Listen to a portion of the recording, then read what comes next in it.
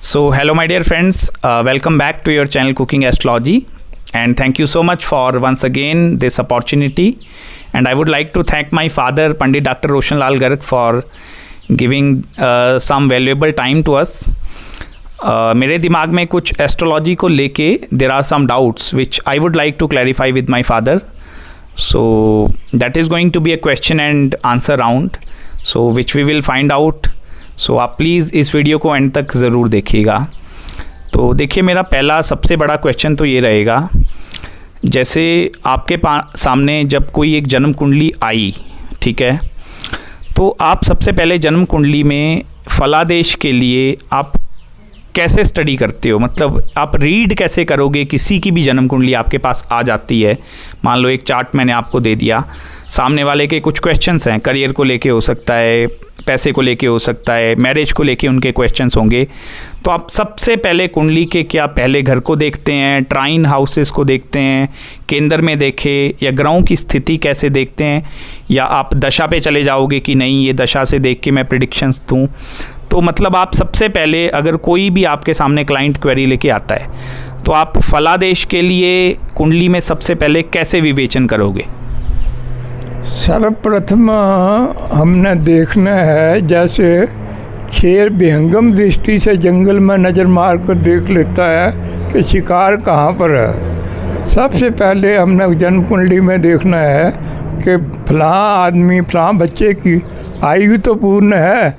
अगर आयु पूर्ण नहीं है तो धन संपत्ति सब व्यर्थ है, उसका कोई लाभ नहीं है। अच्छा, जैसे ये आयु का आपने कहा, तो आयु का निर्णय आप कैसे करते हैं कि जन्म कुंडली उठाते ही कैसे निर्णय? आयु का निर्णय हम इस प्रकार करते हैं कि पहले तो हमने ये देखना है कि केंद्र में कोई एक शुभ ग्रह है, बृहस्पति, शुक्र, कोई शुभ ग्रह है इनमें से।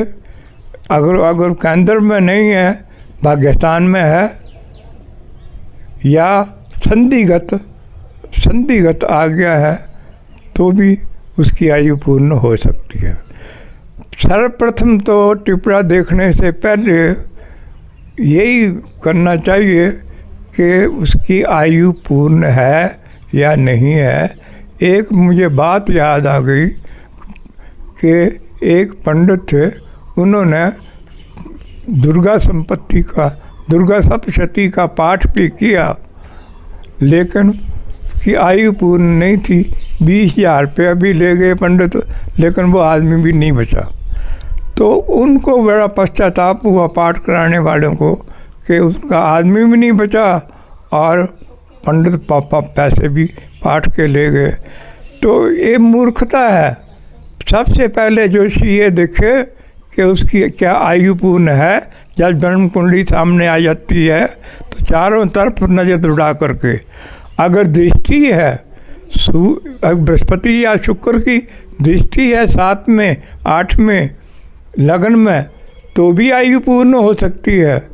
ये अपनी सूझबूझ से, अपनी होशियारी से, अपने सतोगुण से, अपने वचन से, ईश्वर इच्छा का ध्यान करके वे बताए कि आयु पूर्ण है। सबसे पहले यही बताना आपने, आयु पूर्ण है। अगर आयु नहीं है तो आपने बताना है कि इसकी आयु में मुझे संदेह है। ये टिपरा बड़ा बनेगा, ये संधिगत ग्रह आ जाते हैं तो इसकी आयु पूर्ण हो जाती है। ये अगर जैसे आप संधिगत ग्रहों की बात कर रहे हैं, तो ये संधिगत आप क्या चलित चक्कर की यहाँ पे आप बात कर रहे हैं कि चलित चक्कर को देख के? हाँ, चलित चक्कर जो है ये इसको संधिगति कहते हैं। चलित चक्कर का नाम ही संधिगत है। चलित चक्कर में ग्रह चले हुए हैं। मानो एक ग्रह 8 में और 9 में के बीच में है, तो उसको हम चलित चक्कर कहेंगे या संधिगत कहेंगे। या लगन और 12 के बीच में है तो भी वो संधिगत है। चलित चक्कर में इसको चलित चक्कर भी कहते हैं। इसको भाव, द्वादश भाव भी फलादेश भी कहते हैं। तो इस प्रकार से ग्रहों को देखा जाता है और उसका निर्णय किया जाता है। चलित चक्कर बड़े होशियार जोशी का काम है कि वो ग्रहों को स्पष्ट करके चलित चक्र को निश्चित करे कि इसकी दृष्टि है, और मार्जिन में ऐसे 100 में से 5-10 केस ऐसे होते हैं जो बच जाते हैं, जिनकी मृत्यु नहीं होती, और ग्रह चलित चक्र में होता है, संधिगत में होता है ग्रह, तो साधारण आदमी इसका फलादेश नहीं कर सकता है। ये जोशी गणित करके फलादेश बोलेगा। तो आपका बोलने का मतलब ये है कि जन्म कुंडली के साथ साथ हम पहले चलित चक्कर को भी देखें कि इंसान की आयु पूर्ण है कि नहीं, उसके बाद फिर हम आगे जन्म कुंडली का विश्लेषण करें। हाँ, इसके अलावा मेरा दूसरा प्रश्न देखिए, और ये काफ़ी मैंने मतलब YouTube पे भी देखा है इसको, या इवन मैंने भी काफ़ी अपने बुक्स में पढ़ा है कि राहु अगर केतु के साथ बैठ जाए तो क्या फलादेश है, या राहु अगर शुक्र, जैसे शुक्र राहु है और एक तरफ शुक्र और केतु है, तो अभी जैसे हम डिस्कस भी कर रहे थे पिछली वीडियो के अंदर कि वीनस वेल्थ का कारक है, अलग अलग तरीके की धन संपदा ये दे सकता है, इसके पास मृत संजीवनी का ज्ञान है, मंत्रों का ज्ञान है शुक्राचार्य को। तो आप इसको कैसे समझोगे कि अगर ये शुक्र राहु के साथ कंजंक्शन युति बताता है तो क्या फलादेश आता है, या क्या डिफरेंस रहेगा अगर शुक्र केतु हो या शुक्र राहु हो? शुक्र राक्षस ग्रह है, राहु भी राक्षस ग्रह है। अगर ये दोनों इकट्ठे बैठ जाते हैं तो फलादेश जो है वो लगभग फलादेश शुक्र ही देगा। और अगर थोड़ा सा 25% या 20% फलादेश राहु का होगा, वो खराब हो सकता है, इससे ज़्यादा नहीं। और केतु और राहु तो कभी इकट्ठे हो ही नहीं सकते, वो तो एक से दूसरा साथ में है। नहीं, शुक्र और केतु अगर बैठ जाए तो शुक्र और केतु पे हैं तो फलादेश राहु जैसा होगा। जैसे राहु के शुक्र इकट्ठे बैठे हैं तो फलादेश सेम रहेगा, और शुक्र केतु पे इकट्ठे बैठे हैं तो भी फलादेश वो वैसा ही रहेगा, यानी कि खराब नहीं रहेगा। दोनों राक्षस ग्रह हैं, केतु भी राक्षस है, राहु भी राक्षस है, शुक्र भी राक्षस है। तो शुक्राचार्य के साथ अगर ये बैठ जाते हैं तो ये कुछ उसका बिगाड़ नहीं सकते हैं। तो इन दोनों में से ज़्यादा पैसा कौन सी कंजंक्शन युति दे सकती है, शुक्र राहु की या शुक्र केतु की?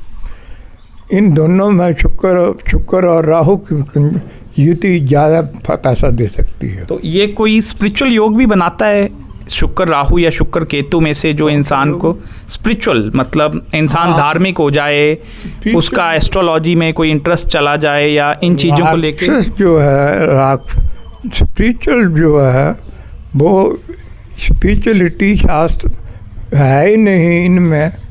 हाँ, शुक्राचार्य में है, बड़ा कम, कोई 25% धार्मिकता शुक्र, और तो ये काम करेगा।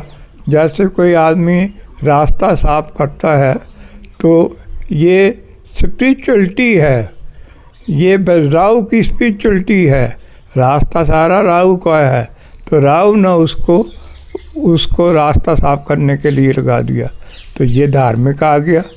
केतु भी ऐसे ही मछलियों को आटा डालता है कोई, तो ये भी स्पिरिचुअलिटी आ गया। तो ये केतु की मेहरबानी से धार्मिक भावना आ गई और मछलियों की सेवा करने लगा और मछलियाँ खाना छोड़ दी। इसी प्रकार इनमें केतु और राहु में ये नहीं हम कह सकते कि अध्यात्मवाद नहीं है, अध्यात्मवाद भी इनमें है और आध्यात्मिक फलादेश भी इनमें है। अच्छा, अगर मैं बृहस्पति की बात करूं और अगर शुक्र की बात करूं, ठीक है, जुपिटर और वीनस, तो आप इन दो ग्रहों में क्या मेन डिफरेंस आप पाओगे कि ऐसा क्या है जो शुक्र का फलादेश या जो एक वीनस दे सकता है जो जुपिटर नहीं दे सकता शायद, या जैसे कुछ लोगों का मानना है कि एस्ट्रोलॉजर बनने के लिए आपका जुपिटर जो है वो सबसे इम्पॉर्टेंट रोल प्ले करता है अगर एक किसी को अच्छा एस्ट्रोलॉजर बनना है। पर मैंने जहाँ तक आज की डेट में देखा है कि जिनका वीनस शुक्र भी अगर बड़े अच्छे कंडीशन में बैठा है तो, और जैसे हमने किताब में भी पढ़ा है कि वीनस मृत संजीवनी का ज्ञान रखता है, मंत्रों का ज्ञान है, इसके पास शिव जी के काफ़ी वरदान हैं, तो आप क्या मानोगे कि क्या बृहस्पति ही केवल इंसान को एक अच्छा एस्ट्रोलॉजर बना सकता है, या वीनस जो शुक्र है वो भी एक अच्छा एस्ट्रोलॉजर इंसान बन सकता है कि नहीं बन सकता है?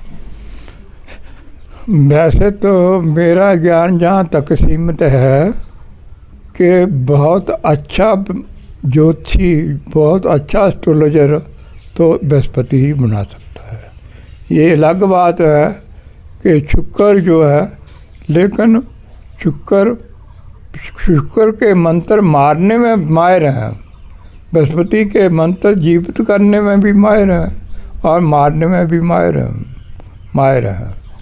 तो मैं तो ये कहूँगा कि बृहस्पति से अच्छा ज्योतिषी कोई नहीं हो सकता है। सूक्ष्म बुद्धि वाला बृहस्पति एक अच्छा ज्योतिषी बना सकता है। अच्छा, किन किन ग्रहों में अगर बृहस्पति बैठा हो तो एक इंसान अच्छा एस्ट्रोलॉजर बन सकता है? अगर बृहस्पति अपने मित्र ग्रहों के साथ, जैसे मंगल, सूरज, या इनके घरों में, इनकी राशियों में बृहस्पति बैठा हो, जैसे मेघों का बृहस्पति बैठा है, तो भी अच्छा ज्योतिषी बन सकता है। वृश्चिक राशि में बैठा है, मंगल की राशि में बैठा है, या अपनी राशि में, या त्रिकोण स्थान है उसका, धन राशि स्वामी भी है इसका, धन राशि का, तो अच्छा फलादेश ज्योतिषी बनने में अच्छा फलादेश देख। यानी कि सात्विक बुद्धि जो है, सात्विक बुद्धि बृहस्पति से है, तामसिक बुद्धि शुक्राचार्य से है। अच्छा, इनमें ज़्यादा क्या फ़र्क है? जैसे आप एक तरफ सात्विकता की बात करते हो और एक तरफ आप तामसिक बुद्धि जैसे आप बोल रहे हो, तो ये क्या चीज़ें हैं सात्विक और? ये सात्विक और तामसिक ये है कि बृहस्पति जो है वो सात्विक है। सात्विक का अर्थ है कि किसी का अगर मार्किस बनता है और बृहस्पति की दृष्टि आ गई है 8वें घर में, तो समझ लो सात्विकता के कारण ही वो उसको मरने नहीं देगा। लेकिन अगर शुक्र की दृष्टि आई है तो उसको पीड़ा देगा। अगर बच भी गया तो काफ़ी हैंडीकैप्ड हो जाएगा। तो आपका बोलने का ये मतलब है कि जुपिटर एक ज़्यादा ऑस्पिशियस, मतलब एक ग्रह है, जुपिटर ज़्यादा एक, और इनका कंपैरिजन नहीं फिर किया जा सकता। वीनस एक अपनी जगह पे है और जुपिटर अपनी जगह पे है। औरतों का यहाँ तक लिखा है कि औरतों को 70% फलादेश तो बृहस्पति से मिलता है। इनका सुहाग 70% सुहाग, 70% 100 में से बड़ा होता है। 70% सुहाग जो है औरत को बृहस्पति देता है। केवल बृहस्पति की कीड़े की पूजा करती रहे तो उसका सुहाग पूरा है।